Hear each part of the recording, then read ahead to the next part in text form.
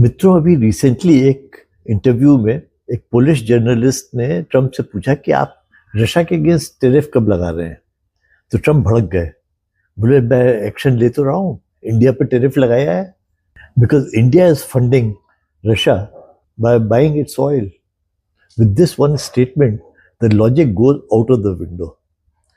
जैसे मोदी जी ने कहा था ना कि this is not era of war, actually this is not era of logic now. क्योंकि अगर ट्रम्प ये कह सकता है कि इंडिया इज फंडिंग रशिया, जबकि इंडिया से ज़्यादा चाइना खरीद रहा है, इंडिया से ज़्यादा यूरोपियन यूनियन खरीद रहे हैं, टर्की खरीद रहा है, अमेरिका खुद उनसे रेडियो एक्टिव सब्सटेंसेस ले रहा है, वो सब कुछ उनको मुफ्त में दे रहा है क्या Russia? So this shows that there is no logic left in this world. And जब लॉजिक नहीं रह जाती है, then you can say anything you like and you can take action any which way you like. Trump का जो his master's voice है Navarro, he says कि this is Modi's war. So this is a typical example of might is right. जो चाहे वो कह ले और जो चाहे वो जस्टिफाई कर ले, and the media is lapping it up. इस सब के बावजूद the worst part is his tariffs are not yielding any result, क्योंकि इंडिया के ऊपर 50% टेरिफ लगा चुके हैं and India is not crying.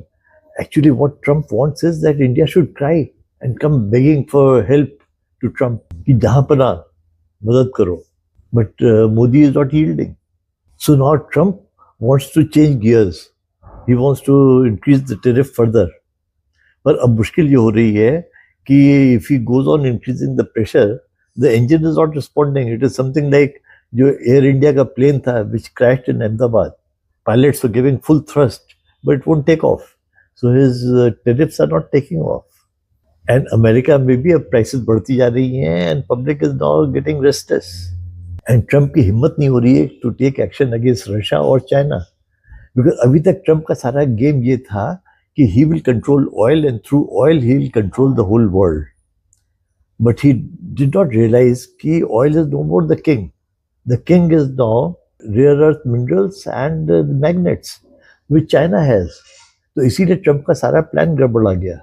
So now we have a utterly frustrated, powerful man who doesn't know what to do. And such people can be very dangerous because they have all the power and no plan. Trump की इसी हालत के ऊपर मैंने ये cartoon बनाया है।